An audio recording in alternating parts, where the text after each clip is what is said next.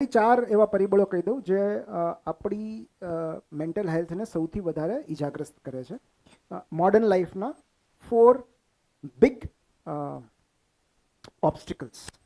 Okay, તો એમાં જે પહેલું છે ને એ છે over ambition. Now this is આ આજકાલનું નથી, આ કોમન છે, પણ ધીસ ઇઝ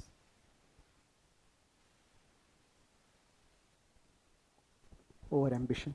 મતલબ કે અવાસ્તવિક અપેક્ષાઓ જાત પાસેથી અને જગત પાસેથી, અનરિયલિસ્ટિક એક્સપેક્ટેશન્સ. મતલબ 1 વર્ષમાં આટલા રિટર્ન્સ મળવા જોઈએ, એ શક્ય નથી. 1 વર્ષમાં થઈ જવું જોઈએ, 6 મહિનામાં થઈ જવું જોઈએ, એ શક્ય નથી. મતલબ આપણે જે નક્કી કર્યું હોય એ થવું જ જોઈએ અને આપણે નિર્ધારિત સમયમાં જ થવું જોઈએ. સો એ unrealistic expectations. Okay, so first is એટલે એમ્બિશન્સ આવું ખોટું નથી, પણ there should not be any deadline. અને એટલે જ બીજું જે ઓબ્સ્ટિકલ છે એ છે ઇન્સ્ટન્ટ. ઇન્સ્ટાગ્રામ નહીં, આઈજી એટલે ઇન્સ્ટન્ટ ગ્રેટિફિકેશન. ઇન્સ્ટન્ટ ગ્રેટિફિકેશન આપણે તાત્કાલિક જોઈએ, તાત્કાલિક જોઈએ છે. અને ઇન્સ્ટન્ટ ગ્રેટિફિકેશન એ સૌથી મોટું વ્યસન છે અત્યારનું, ઇઝ એડિક્શન. કારણ કે આપણને ઇન્સ્ટન્ટ ગ્રેટિફિકેશનની ટેવ પાડવામાં આવી છે કે તમે ફોટોગ્રાફ મૂકો અને તરત 100 લાઇક આવી જાય. તમે શોપિંગ કરો ને બીજા દિવસે તો તમારે ત્યાં ડિલિવર થઈ જ ગયું હોય, 10 જ મિનિટમાં પિઝા આવી જાય. ઇન્સ્ટન્ટ ગ્રેટિફિકેશન છે. તમે મેસેજ કરો ને ગ્રીન બ્લુ ટિક લાગી જાય ને તરત જવાબે આવી જાય, ઇન્સ્ટન્ટ ગ્રેટિફિકેશન છે. તો રાહ જોવાની ટેવ ભૂલાતી જાય છે, રાહ જોવાની વૃત્તિ ભૂલાતી જાય છે. અને એને ડિલેડ ગ્રેટિફિકેશન કહેવાય. મતલબ તમે દિવસો સુધી, મહિનાઓ સુધી, વર્ષો સુધી સંઘર્ષ કર્યા પછી પરિણામ મેળવો, એ ડિલેડ ગ્રેટિફિકેશન છે. જેવું આપણે એક્ઝામમાં કરતા, આખું વર્ષ મહેનત કરીએ ત્યારે છે કે રિઝલ્ટ માર્ક્સ આવે, એ ડિલેડ ગ્રેટિફિકેશન છે. તમે 2 વર્ષ નોવેલ ઉપર વિચાર કરો ત્યારે બુક આવે, એ ડિલેડ ગ્રેટિફિકેશન છે. તમે લખતા હો, તમારા મનમાં પ્લોટ હોય, પણ એ પબ્લિશ થાય અને વાચક સુધી પહોંચે, એ ડિલેડ ગ્રેટિફિકેશન છે. તમે આજે એક લાઈન લખીને વાહવાહી નથી થવાની. તમે કોઈ પેઇન્ટિંગ શરૂ કર્યું અને તાત્કાલિક કઈ આખું પિક્ચર બની નથી જવાનું, એ ડિલેડ ગ્રેટિફિકેશન છે. સો તમે જો ડિલેડ ગ્રેટિફિકેશન માસ્ટર કરી શકો તો એવરીથિંગ ઇઝ ફાઇન. કારણ કે પછી એ કર્મ ઓરિએન્ટેડ બની જાય છે, રિઝલ્ટ ઓરિએન્ટેડ નથી રહેતું. આઈજી રિઝલ્ટ ઓરિએન્ટેડ છે. તમે જે કર્યું છે એનો તાત્કાલિક પુરસ્કાર મળવો જોઈએ, તાત્કાલિક પરિણામ મળવું જોઈએ, તાત્કાલિક તમને દેખાવું જોઈએ result. So that is instant gratification. એટલે આ સૌથી મોટો પ્રોબ્લેમ છે. અને એટલે જ એક બહુ સરસ ટર્મ છે, આઈ થિંક તમે કદાચ સાંભળ્યું હોય, ધ સ્ટોકડેલ પેરાડોક્સ. સાંભળ્યું છે આ નામ?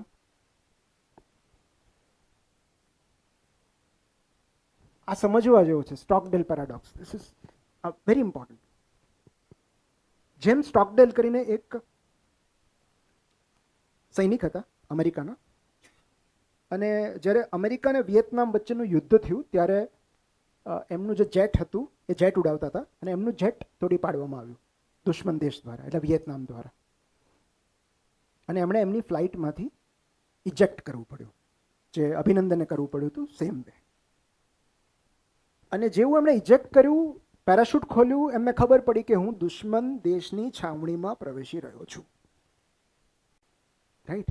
તમે વિચાર કરો કે કોઈએ તમારું જેટ તોડી પાડ્યું છે, તમે ઇજેક્ટ કર્યું છે, તમે પેરાશૂટ ખોલ્યું, તમે નીચે આવો છો, એ 10 સેકન્ડ 15 સેકન્ડનો જે ગાળો છે દરમિયાન તમને ખબર છે કે હવે હું એનિમીઝ દ્વારા કેપ્ચર થવાનો છું.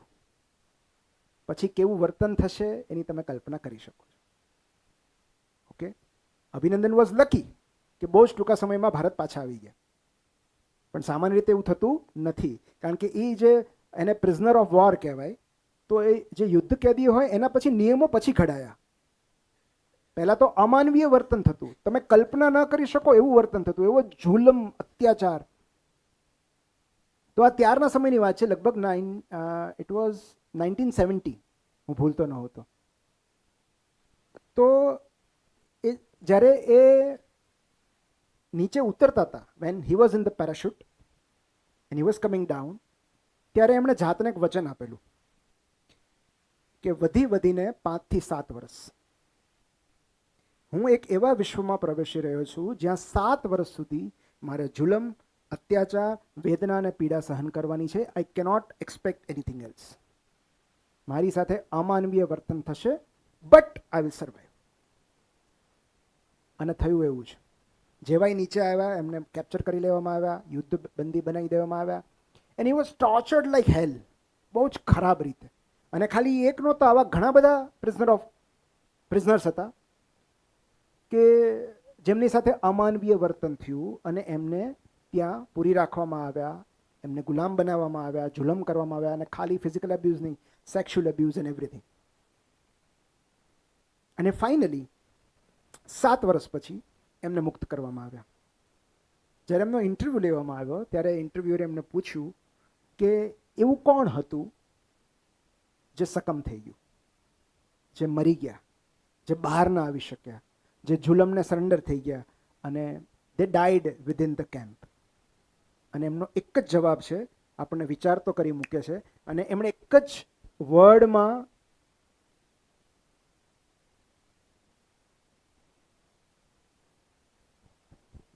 ધ ઓપ્ટિમિસ્ટ, આશાવાદી જે હતા ને બધા મરી ગયા. કારણ કે એમણે ડેડલાઇન રાખી હતી કે આ ક્રિસમસે બહાર નીકળી જશું, નેક્સ્ટ ઈસ્ટર આવશે એ પહેલાં તો છોડી જ દેશે. સો દે વર હોપફુલ, દે વર ઓપ્ટિમિસ્ટિક કે હવે તો છૂટવા જ જોઈએ, હવે તો છૂટવા જ જોઈએ. અને પ્રશ્ન પછી રાખીએ આપણે, તમે લખી રાખો, આપણે છેલ્લે રાખ. તો જેમ જેમ એ સમય નજીક આવતો જાય, કારણ કે એમણે એવું વિચારી લીધેલું કે આ ક્રિસમસ ઉપર તો આપણને છોડી જ દેશે. ક્રિસમસ આવે, ક્રિસમસ જાય. આ સમરમાં તો આપણને છોડી જ દેશે, સમર આવે, સમર જાય, બીજું ક્રિસમસ આવે, અત્યાચાર તો ચાલુ જ હોય. તો જેટલા ઓપ્ટિમિસ્ટ હતા એ ભાંગતા ગયા, તૂટતા ગયા, કારણ કે એમની જે આશા હતી એ તૂટતી ગઈ. અને ઇન્ટરવ્યુ પૂછ્યું કે તમે કઈ રીતે ડિફરન્ટ હતા, તો કે મેં મારી જાતને કોઈ ટાઈમલાઈન નહોતી આપી.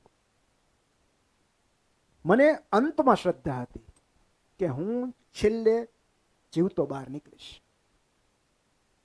સમય કેટલો થાય મને પરવા નથી. સો મેં મારી જાતને કોઈ ટાઈમલાઈનમાં બાંધી નહોતી, બટ મને અંતમાં ભરોસો હતો that everything will be fine at the end. તો આ this is the thing જે આપણને હેરાન કરે છે કે ઓપ્ટિમિઝમ, કારણ વગરનું ઓપ્ટિમિઝમ, એને ટોક્સિક પોઝિટિવિટી કહેવાય. કે આપણે ડેડલાઇન રાખી છે કે આટલા મહિનામાં આટલું થવું જ જોઈએ.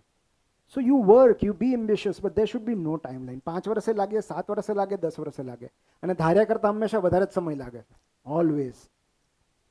જે લોકો ઇન્ફર્ટિલિટી માટે ટ્રીટમેન્ટ લેતા હોય ને કપલને પૂછજો, એ લોકો એમ માન્યું હોય કે 3 સાયકલમાં તો થઈ જ જશે કન્સીવ, ક્યારેક 7 સાયકલે લાગે. જે વિઝા માટે અપ્લાય કરતા હોય એમને પૂછો,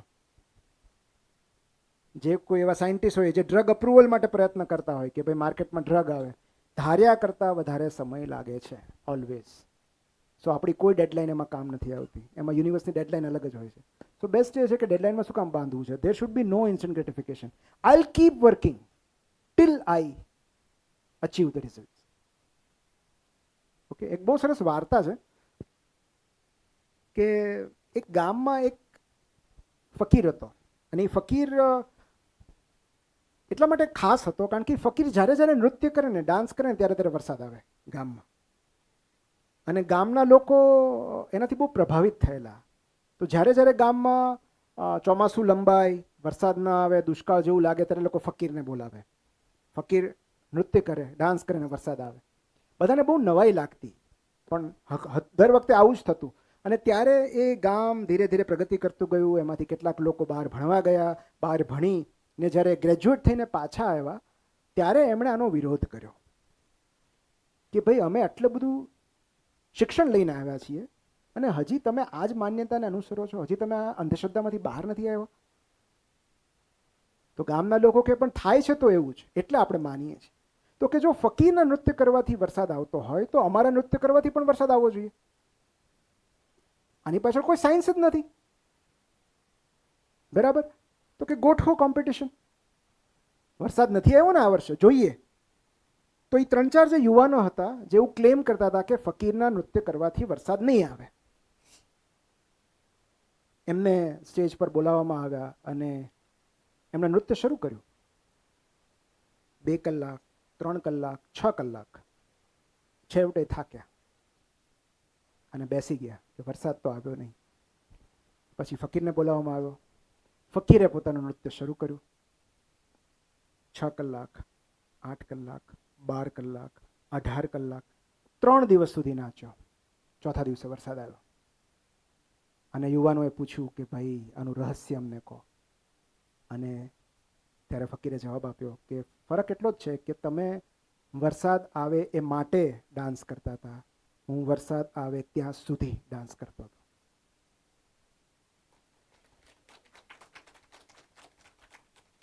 That is delayed gratification.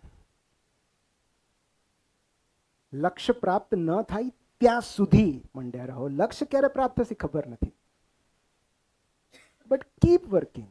સો એ કર્મ ઓરિએન્ટેડ છે, રિઝલ્ટ ઓરિએન્ટેડ નથી. એટલે જ મેં કીધું કે ડોન્ટ એક્સપેક્ટ ક્યારે મળશે, પણ મળશે ક્યારેક. મળે તોય ઠીક છે, ન મળે તોય તમને કર્મમાં મજા આવે કે નહીં, are you enjoying the process or not, એ પૂછો ને.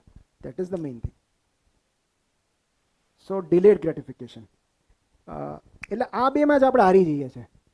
Third is comparison. Now comparison is the thief of joy. Okay, આ સૌથી મોટું દૂષણ છે. પ્રોબ્લેમ એ છે કે નોઈંગલી ઓર અનનોઈંગલી વી કોન્સ્ટન્ટલી કમ્પેર અવર સેલ્વ્સ. પહેલાં ખાલી કાકા મામાના છોકરા સાથે થતું કે પડોશી સાથે થતું, હવે તો આખું જગત, ઇન્સ્ટા ખોલો ને બધા કોમ્પિટિટર્સ છે. સો કમ્પેરિઝનને કારણે ઘણી બધી માનસિક યાતના છે. તો જે ક્ષણે આપણે વી સ્ટોપ કમ્પેરિંગ, આપણે આપણી યુનિકનેસને વફાદાર રહેવાનું છે. દરેક પાસે કશુંક એવું છે જે બીજા કોઈ પાસે નથી. હવે તમે વિચારો, આપણા ફિંગરપ્રિન્ટ પણ સેમ નથી હોતા, આપણા ડીએનએ પણ સેમ નથી હોતા. તો આપણી યુનિકનેસ કેટલી યુનિક હશે. Okay, so comparison is the thief of જોય. એક શાંત ઝરણાને કાંઠે એક કાચબો રહેતો હતો અને એ પોતાની મસ્તીમાં જીવતો હતો. ત્યારે એક દિવસ એક ખિસકોલીને કહ્યું કે ભાઈ તું કેટલું ધીમું ચાલે છે, તને કંટાળો નથી આવતો? હું તો તને ઝાડ પર ચડી જાઉં છું, તું તો હજી અહીંથી એટલું માંડ ચાલી શકે છે. કાચબાએ કાંઈ જવાબ ન આપ્યો. બીજે દિવસે એક પોપટ આવ્યો અને પોપટે કહ્યું કે તું શું કામ ઢાલમાં સંતાયા કરે છે? જગતનો સામનો કરતા ડરે છે કે શું? કેમ ઢાલમાં સતત સંતાયા કરે છે? કાચબાએ કાંઈ જવાબ ન આપ્યો. ત્રીજે દિવસે આ બધું જોઈ રહેલા સસલાથી રહેવાયું નહીં. એણે કહ્યું કે લોકો તને આટલા ટોણા મારે છે, આટલું સંભળાવી જાય છે, તું કેમ રિએક્ટ નથી કરતો, જવાબ કેમ નથી આપતો? ત્યારે કાચબાએ કહ્યું કે એ મને અસર એટલા માટે નથી કરતું કે એ વિશે રોજ સવારે હું મારી જાત સાથે વાત કરી લઉં છું. એટલે પહેલાં એ પૂછ્યું કે શું વાત કરો છો? તો કે હું દરરોજ સવારે મારી જાતને રિમાઇન્ડ કરાવું છું કે જગતને જે કહેવું એ કહેવા દે, જે તારી પાસે છે એ બીજા કોઈ પાસે નથી. તારી ધીરજ ને તારી ઢાલ એ જ તારી શક્તિ છે.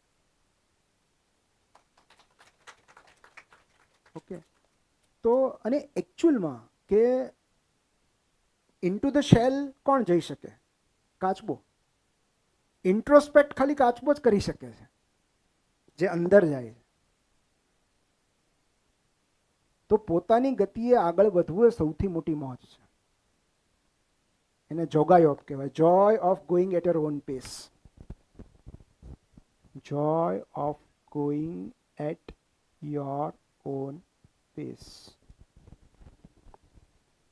હું મારા ઘરેથી અમદાવાદ જવા નીકળ્યો અને મને 10 ગાડીઓ ઓવરટેક કરીને ચાલી ગઈ, તો એનાથી કંઈ મારી યાત્રા નિરર્થક નથી થઈ જતી. એ આગળ નીકળી ગયા એટલે કંઈ હું ખોટા રસ્તા પર નથી. મેં વચ્ચે ગેલોપ્સમાં હોલ્ડ લીધો હોય, પેટ્રોલ પુરાવા ગાડી ઊભી રહી હોય, મને ક્યાંક અમસ્તું કોઈ ઝાડ નીચે બેસવાનું મન થયું હોય, મને મારી યાત્રાનો આનંદ છે. જે હરીફાઈમાં છે જ નહીં એને તમે કઈ રીતે હરાવી શકો? જે હરીફાઈમાં ભાગ જ નથી લેતું એને તમે કઈ રીતે હરાવી શકો? So joy of going at your own pace. કે you are not actually, we are not in competition. એક બહુ સરસ બુક છે,